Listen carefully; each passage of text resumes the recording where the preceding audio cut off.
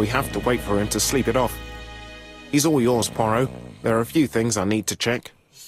There must be some way of sobering him up. I wonder what his wife used to do. He must have scared the customers away.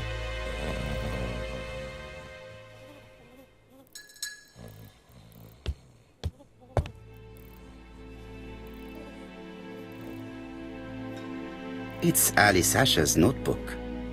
Ah, that's interesting. It probably contains information about her possible debtors and creditors. Bodley. The fruit seller has debts too. She will probably be more cooperative thanks to this piece of information. Mary Drower was telling the truth. Mrs. Asher regularly gave money to her alcoholic husband.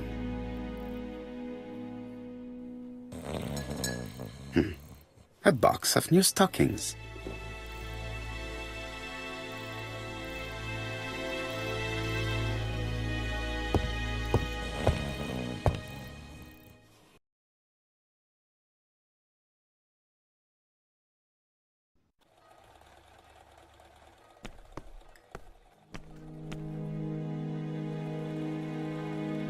According to the victim's account book, you owed her £10 for tobacco and magazines. That's a lie. She owed me £1, I swear.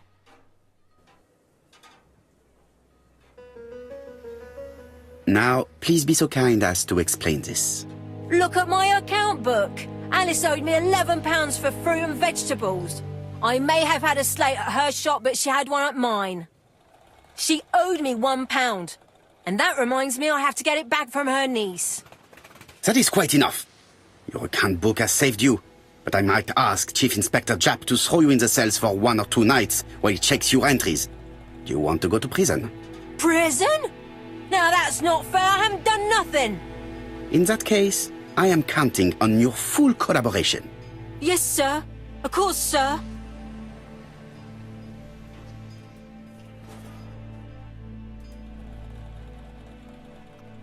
I'll just borrow your bottle a moment. Take it. It's what Alice used to sober up her husband. But try not to empty the bottle. Let us now try.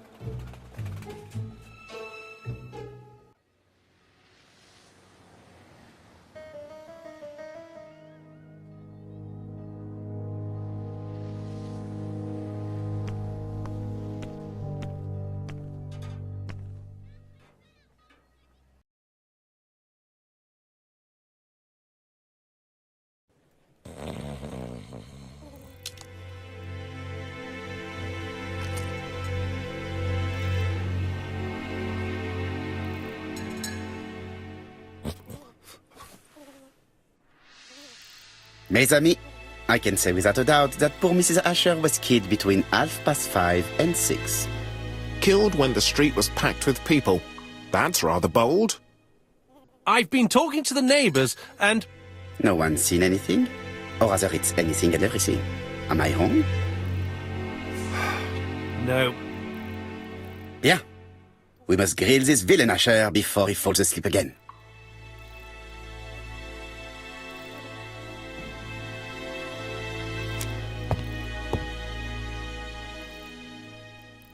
This man is in rather a bad state.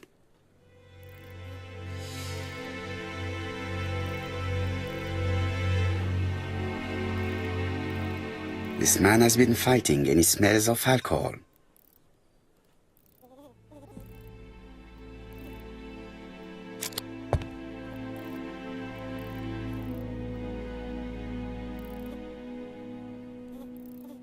We know that you threatened to kill your wife, Asher.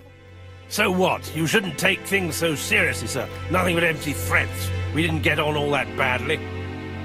So, if things were going so well with your wife, why did you not live with her? She was the one that left. Nothing to do with me, sir.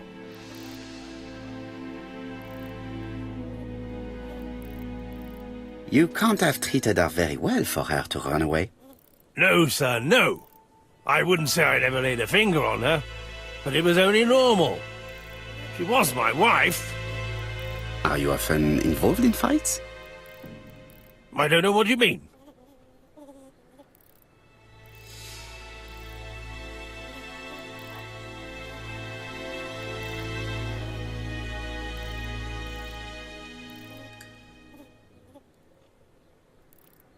The truth is that someone gave you a good beating.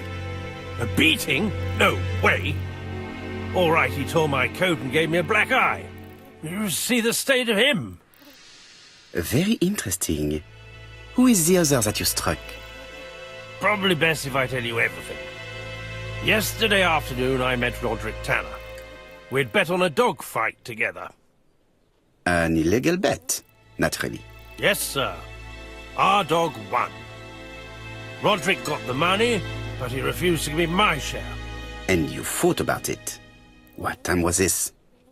In the evening, about 6, I think. We were on the other side of town. You see, I couldn't have killed my wife. Let us now try and get our brain cells to work.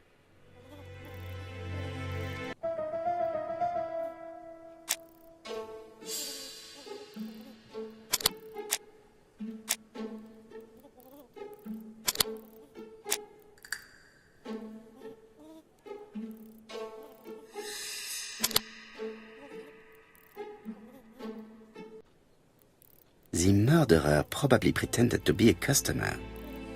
He hit the shopkeeper from behind as she turned around to serve him. Let us now try and get our brain cells to work.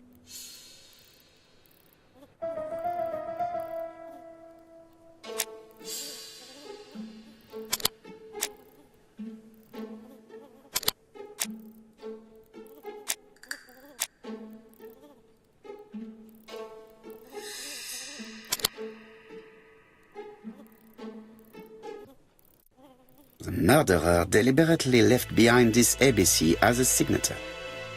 The absence of fingerprints and the fact that it is open at letter A for Andover leaves little doubt. Asher's alibi appears to be confirmed. All the same, I'm going to call and check that he did have a fight with this Tanner on the afternoon of the murder. You can never trust this sort of chap. One thing is certain, Asher was a ruffian who used to beat his wife. But he is not very educated. It certainly was not him who wrote the letter signed ABC. Let's resume, Hastings. We know the murderer pretended to be a customer. He did not kill her for money, that appears to be certain. I agree with you on that point. And the murderer left an ABC guide as a signature. Therefore, it's likely he wrote the letter. Indeed, but that doesn't explain why and how he did it. You are quite right. Why he did it is a mystery. But as for how he did it, we do know enough to try and reconstruct the events.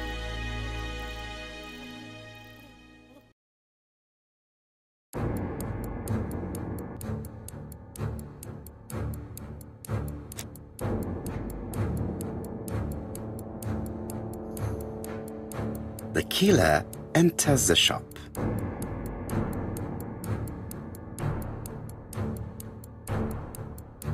Mrs. Asher turns around to greet her customer.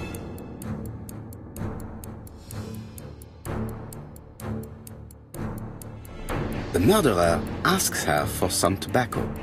She turns her back to him. He seizes the opportunity to strike her. He then places the ABC upside down before leaving. Everything appears to match the crime scene, mon cher Hastings. That is exactly what happened.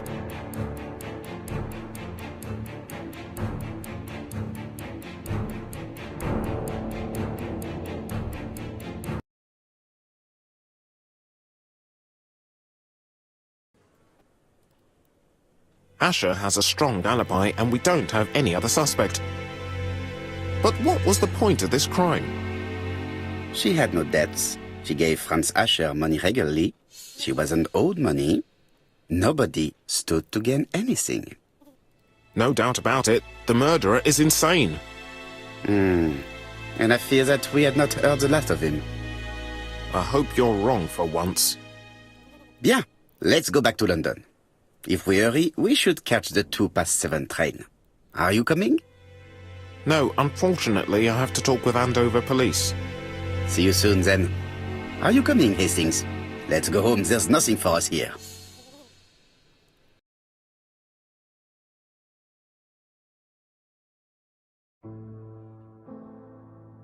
Well, do you have any idea about the killer's identity? The crime was committed by a man of medium height, with red hair and suspicious eyes. He has a slight limp on the right foot and a wart just below his shoulder blade. Poirot! Mon ami, what do you want? You fix upon me a look of dog-like devotion and demand of me a pronouncement à la Sherlock Holmes. Now for the truth. I do not know what the murderer looks like, nor where he lives, nor how to set hands upon him. What shall we do, then? Nothing. Nothing? Do not be so impatient, Hastings. The killer will manifest himself soon enough. I thought I heard the postman. Maybe there's some news. I would go and see.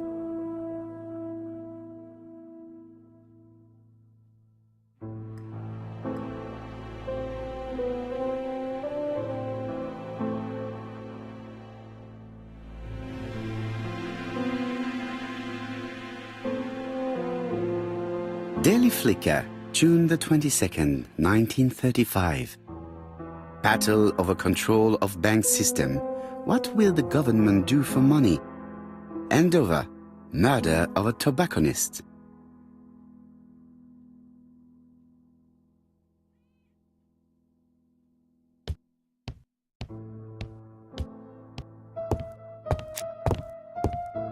No doubt about it. Hastings is going bored.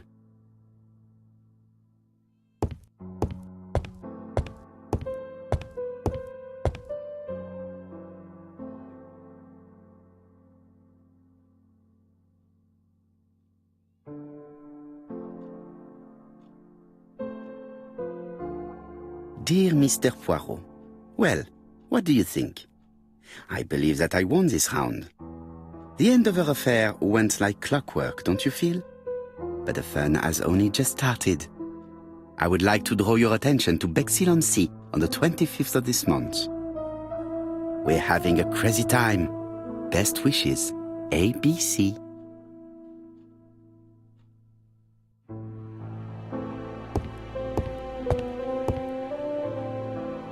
The next crime will be in Bexhill. We must warn Jap to Scotland Yard. Did the letter indicate anything that might help the police?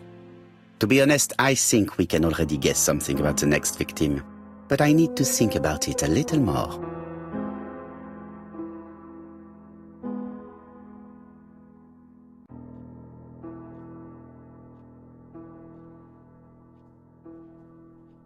Let us examine this more closely.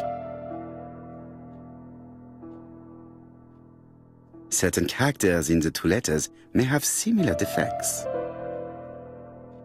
Yes, this I is weird. Right, let us compare this with the other letter.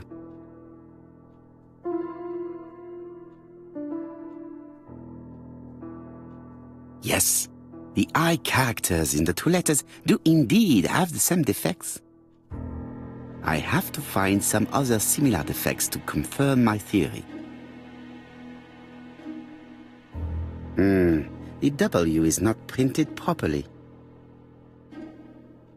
Right, let us compare this with the other letter.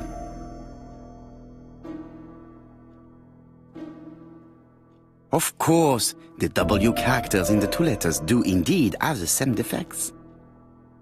I have to find some other similar defects to confirm my theory.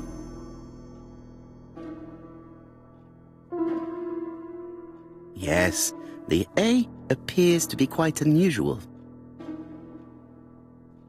Right. Let us compare this with the other letter.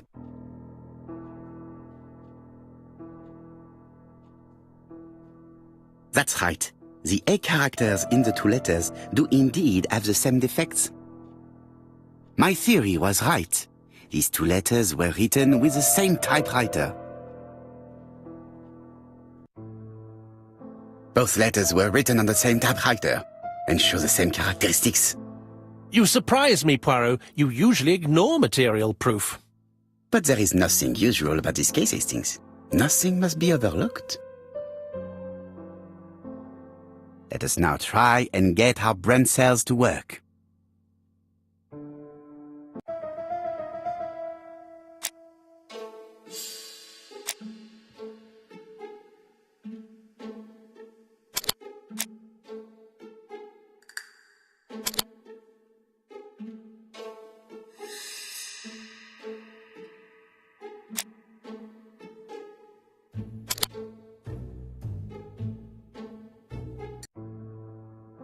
So, Poirot, have you found something? Oui, I believe so. But I am afraid it is not enough to stop the murderer. Let us go and see Chief Inspector Japp. I will explain there.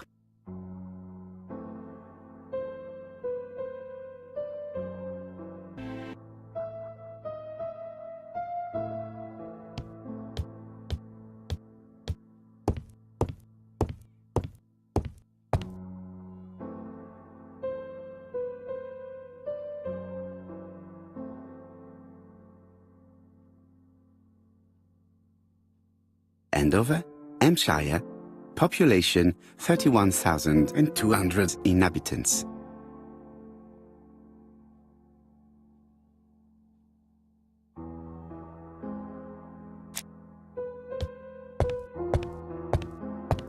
It may be time to go to Scotland Yard.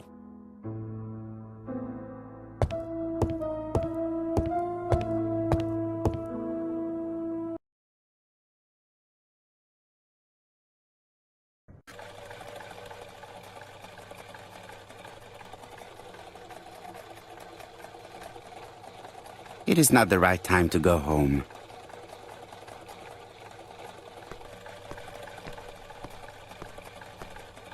To Scotland Yard, please.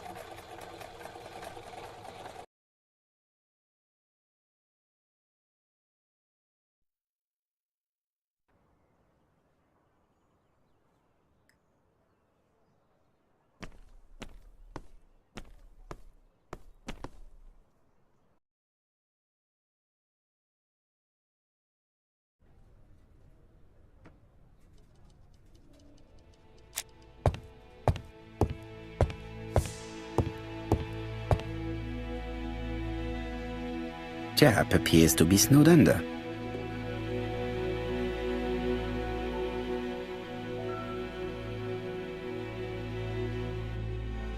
Japp appears to already be overloaded with work.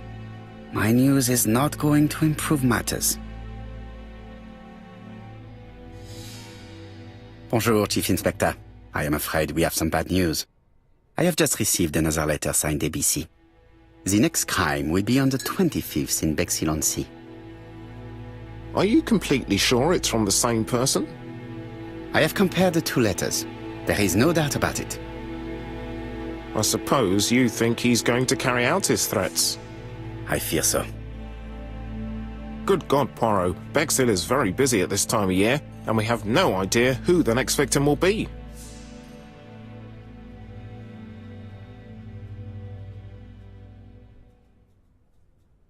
I suspect that the name of the second victim will start with B. What on earth makes you think such a thing? I thought about it when I saw the name Asher clearly written over the shop door of the unfortunate woman who was murdered in Andover last month. When I received a letter mentioning Bexhill, I deduced that the victim, like the town, might have been chosen by alphabetical order. So it's an alphabet fiend. I'm going to have a list drawn up of all the people whose name starts with B. I hope there aren't too many of them. Bien. We should leave you to work, Chief Inspector. You have a few days to prepare yourself. Thank you for coming, my friends.